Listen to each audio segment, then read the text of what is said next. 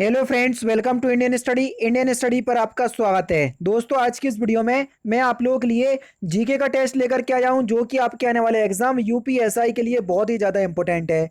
Video को and तक जरूर देखिएगा, क्योंकि लास्ट में मैं आपसे क्वेश्चन से पूछूंगा और उसका आंसर आपको कमेंट बॉक्स में बताना होगा। इस वीडियो की पीडीएफ डिस्क्रिप्शन में टेलीग्राम चैनल का लिंक दिया हुआ है, वहां से आप प्राप्त कर सकते हैं। अब देख लेते हैं पहला क्वेश्चन। भारतीय संविधान लागू होने से पहले भारत का प्रशासन मूल रूप से किस दस्तावेज के अनुसार होता था? बेहतरीन क्वेश्चन है और इंपॉर्टेंट क्वेश्चंस भी है, क्योंकि आज का जो संविधान है वो लगभग 70% जो संविधान है वो भारत सरकार अधिनियम 1935 से ही लिया गया है। तो जब भारतीय संविधान लागू नहीं हुआ था, तब भारत का जो प्रशासन है किसके हिसाब से चलता था? भारत सरकार अधिनियम 1935 के द्वारा। यानी कि इस क्वेश्चन का तीसरा ऑप्शन सर आपका बिल्कुल क्या हो जाएगा? करेक्ट हो जाएगा। कुछ बच्चे कह रहे थे सर आप दो दिन से काफी सिंपल टेस्ट देखो। एग्जामिनर जो है वो आपको हर तरीके के सेट दे सकता है, तो मेरा दायित्व तो बनता है कि आपको हर तरीके के क्वेश्चन पेपर लेकर के आना, ताकि आप लोगों की प्रैक्टिस हो सके। अब ये देखो, मॉडरेट लेवल का टेस्ट आ गया, ना ज्यादा कठिन ना ज्यादा सिंपल है। टेस्ट में मजा आ जाएगा, बस पेशेंस रखो हमारी क्लास में देखने के लिए। और जब पेशेंस रखोगे, आपको एंड तक खुद पता चल जाएगा कितना क्वालिटी कंटेंट मैं आपको दे रहा हूँ। ठीक है। नेक्स्ट क्वेश्चन के समेकित बाल विकास परियोजना के कार्यकर्ताओं के प्रशिक्षण के लिए फिल इन द ब्लैंक शीर्ष संस्था है, उस संस्था का नाम आपको बताना है, जिसके या इसके अलावा बाल अधिकार एवं महिलाओं की तस्करी की रोकथाम पर प्रशिक्षण देने के लिए यह दक्षिण एशियाई क्षेत्रीय सहयोग संगठन सार्क देशों की प्रमुख संस्था भी है, जो ये सारे काम करती है। उस संस्था का नाम आपको बताना है। तो उस संस्था का नाम क्या है सर? राष्ट्रीय जन सहयोग एवं बाल विकास संस्थान। तीसरा ऑप्शन यहाँ पर आपका बिल्कुल क्या हो जाएगा सर? करेक्ट हो जाएगा। नेक्स्ट क्वेश्चन से आपका कि वह कौन सा विशेष बल है जिसका गठन भयंकर प्राकृतिक आपदाओं के दौरान विशेष निवारक प्रतिक्रिया उपबंध कराने के लिए किया गया? तो उस बल का नाम क्या है? तो सही आंसर हो जाएगा आपका राष्ट्रीय आपदा मोचन बल। यानी कि इस क्वेश्चन का कौन सा ऑप्शन? दूसरा ऑप्शन जो है वो आपका बिल्कुल क्या होगा सर? करेक्ट होगा। नेक्स्ट क्वेश्चन देख लीजिए सर। नागरिक के मौलिक अधिकार को संबंध में निम्नलिखित में से कौन सा वक्तव्य जो है वो आपका सही है? देखो, ये आपके दो वक्तव्य आपके सामने दिए हैं। कोई व्यक्ति विशेष अपने मौलिक अधिकार त्याग कर सकता है? नहीं भैया, ये तो हर एक भारतीय व्यक्ति पर लागू होते हैं, तो ऐसा तो नहीं कर सकता है। हाँ, राष्ट्रपति कुछ स्थितियों में मौलिक अधिकारों पर रोक लगा सकता है, जैसे अभी लॉकडाउन लगा है, तो हमारे जो स्वतंत्रता का जो अधिकार है हमसे छीन लिया गया है। समझ रहे हैं? तो ये सारी चीज आपको समझने की जरूरत है। तो पहला तो गलत है। नेक्स्ट है आपका कि जो कानून तथा कार्यकारी कार्यवाही मौलिक अधिकारों के विरुद्ध हो वे अमान्य और रद्द माने जाएंगे? बिल्कुल माने जाएंगे। तो यहाँ पर जो आपका बी ऑप्शन जो है वो आपका बिल्कुल क्या हो जाएगा सर? करेक्ट हो जाएगा। केवल बी जो है वो आपका बिल्कुल करेक्ट हो जाएगा, क्योंकि मौलिक अधिकार भारत के संविधान के तीसरे भाग में वर्णित है। आप सभी लोग जानते हैं ये अधिकारी या ये अधिकार सभी भारतीय नागरिकों को स्वतंत्रता प्रदान करते हैं। नागरिकों के मौलिक अधिकारों के संदर्भ में जो कानून तथा कार्यकारी कार्यवाही मौलिक अधिकारों के विरुद्ध हो वे अमान्य और रद्द माने जाएंगे। समझ रहे? नेक्स्ट क्वेश्चन से आपका कि किस बांध के निर्माण के लिए विश्व बैंक ने शुरू में धन दिया था, परंतु पर्यावरण संबंधी मुद्दों एवं विस्थापित के पुनर्वास हेतु भूमि अधिग्रहण की अनिश्चितता के चलते बाद में इस परियोजना से हाथ हटा लिया?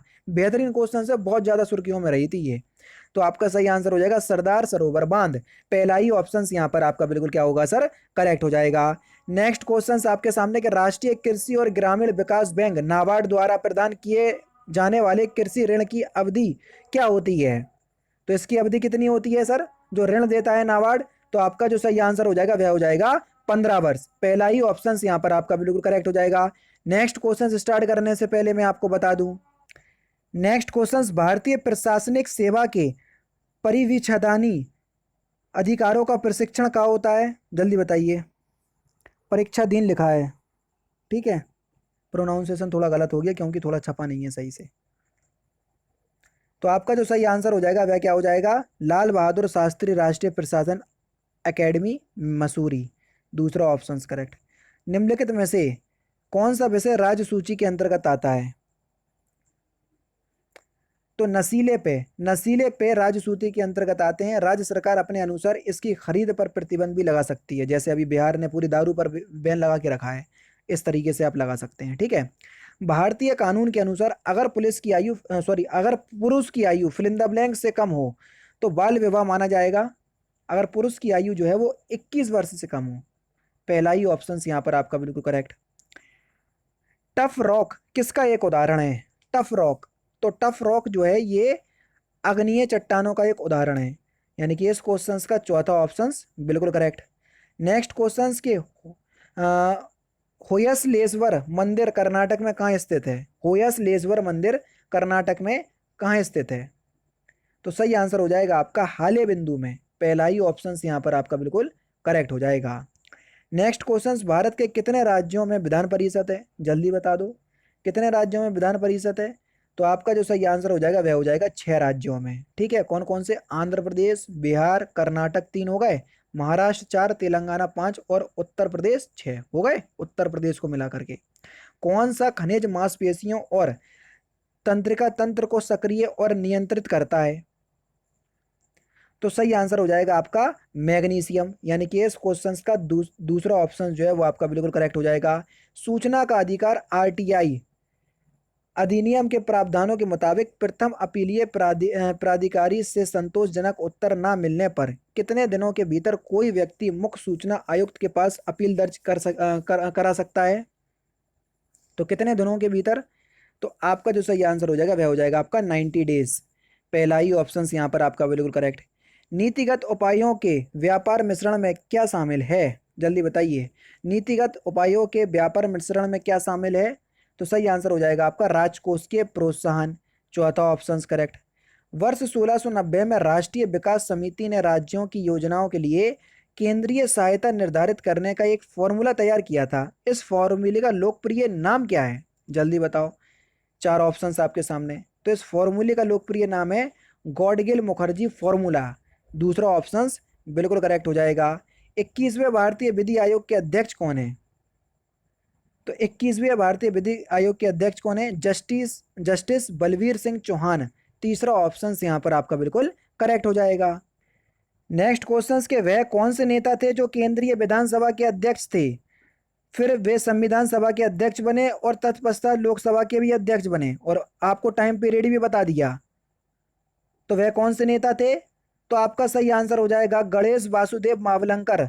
दूसरा ऑप्शन यहाँ पर आपका बिल्कुल क्या हो जाएगा? करेक्ट हो जाएगा। नेक्स्ट क्वेश्चन, किसी मशीन अथवा नेटवर्क संसाधन को उन लोगों के लिए अनुपलब्ध कर देना जो उस तक पहुंचने की कोशिश कर रहे हैं उसे क्या कहते हैं? जैसे ALO, याहू या अन्य किसी व्यावसायिक नेटवर्क का अनुपलब्ध हो जाना, तो उसको हम क्या कहेंगे सर? तो उसको बोलेंगे हम डिनायल ऑफ सर्विस। तीसरा ऑप्शन यहाँ पर आपका बिल्कुल क्या हो जाएगा? करेक्ट हो जाएगा। भारतीय संविधान का कौन सा आर्टिकल यह कहता है कि राज्य देश के पर्यावरण के संरक्षण एवं संवर्धन और वन्य जीवों की रक्षा का प्रयास करेगा? यह आपके राज्य के नीति निर्देशक तत्वों में कहा गया है, आर्टिकल 48 का ए। पहला ही ऑप्शन करेक्ट। कम से कम तीसरी बार करवा रहा हूं ये क्वेश्चंस। नीति आयोग के उपाध्यक्ष कौन होते हैं? मैंने आपको बता दिया, या कौन है? तो नीति आयोग के प्रेजेंट टाइम में जो आपके उपाध्यक्ष हैं वो हैं आपके राजीव कुमार, और जो इसके अध्यक्ष होते हैं वो होते हैं आपके कौन?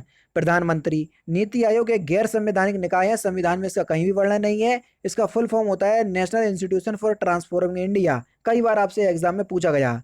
बेरोजगारी के एक प्रकार को क्या कहते हैं जिसमें कई लोगों के कार्यरत होने पर भी उत्पादकता कम होती है?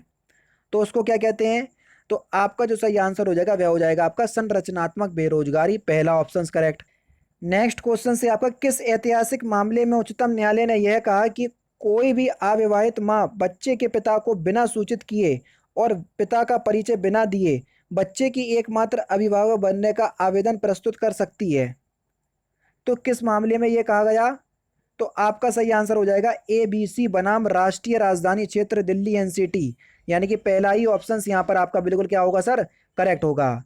नेक्स्ट क्वेश्चन आपके सामने, गैर बैंकिंग वित्तीय कंपनियों द्वारा प्रदान की जाने वाली किस प्रकार की ATM सेवाओं में 100% प्रत्यक्ष विदेशी निवेश की अनुमति दी जाती है? देखो लग रहा होगा टेस्ट कठिन, जो आपके सामने है आईना वही बता रहा हूं, क्योंकि ऐसे ही क्वेश्चंस आएंगे UPSI में। ना मानो तो लास्ट ईयर के पेपर उठा करके देख लो और तो समझ जाओगे। अब आप सोचो कि रोज सरल सरल क्वेश्चंस, वो नहीं हो पाएगा मेरे से।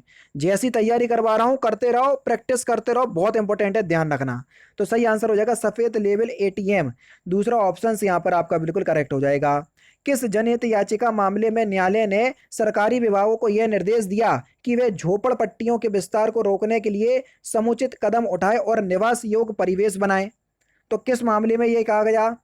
तो आपका जो सही आंसर हो जाएगा वह क्या हो जाएगा, पहले चारों ही ऑप्शंस देख लो। तो सही आंसर हो जाएगा अलमित्रा पटेल बनाम भारत संघ, यानी कि इस क्वेश्चन का चौथा ऑप्शन करेक्ट।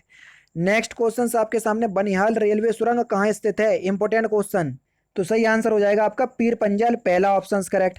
भारत सरकार के वित्तीय खातों से जुड़े भारत के नियंत्रक और महालेखा परीक्षक का प्रतिवेदन किसे प्रस्तुत किया जाता है, तो किसे प्रस्तुत किया जाता है, राष्ट्रपति को। जो रिपोर्ट होती है राष्ट्रपति को प्रस्तुत की जाती है, दूसरा ऑप्शन करेक्ट। क्वेश्चन नंबर 28 है कि भारतीय दंड संहिता के अनुसार इनमें से किस अपराधों के लिए मृत्युदंड दिया जा सकता है। धारा 121 है कि भारत सरकार के विरुद्ध युद्ध की घोषणा के लिए मृत्युदंड नहीं भैया, इसके लिए नहीं दे जा सकता है। फिरौती के लिए, अपहरण, इसके लिए भी मृत्युदंड नहीं दे सकता है, तो दोनों के लिए ही नहीं दे सकते हम, तीसरा ऑप्शन करेक्ट। नेक्स्ट क्वेश्चन, दिए गए विकल्पों में से कौन भारत के लिए 1946 के यूनाइटेड किंगडम कैबिनेट मिशन का सदस्य नहीं था। तो सही आंसर हो जाएगा आपका जॉन बपिस्ता, यानी कि इस क्वेश्चन का दूसरा ऑप्शन यहाँ पर आपका बिल्कुल करेक्ट हो जाएगा। नेक्स्ट क्वेश्चन सर आपके सामने, रेलवे बजट या रेल बजट के संदर्भ में निम्नलिखित में कौन सा वक्तव्य जो है वो आपका सही है। पहला पॉइंट कि भारतीय रेल का बजट संसद में अलग से प्रस्तुत किया जाता है और इसे अलग से निपटाया जाता है वर्ष 2015 तक, बिल्कुल ठीक। ये वर्ड जोड़ दिया तो ये बिल्कुल ठीक हो जाएगा, ठीक है। अब आपका बिल्कुल साथ में करते हैं, लेकिन 2015 तक तो ऐसे ही होता था। रेल की प्राप्तियों और व्यय भारत की समेकित निधि का हिस्सा है, बिल्कुल है सर। प्राप्तियों और व्यय से जुड़ी राशि वार्षिक वित्तीय विवरण अथवा बजट में जोड़ी जाती है, बिल्कुल जोड़ी जाती है। तो ये तीनों ही आपके बिल्कुल ठीक हैं, यानी कि इस क्वेश्चन का कौन सा, दूसरा ऑप्शन करेक्ट हो जाएगा। नेक्स्ट क्वेश्चन से आपका कि सूचना संग्रहित करने के लिए ट्रांजिस्टरों को प्रयोग करने वाली मेमोरी को क्या कहते हैं, तो उसको हम क्या कहते हैं, SRAM, जिसका फुल फॉर्म होता है स्टैटिक रैंडम एक्सेस मेमोरी। पहला ही ऑप्शन यहाँ पर आपका बिल्कुल करेक्ट है।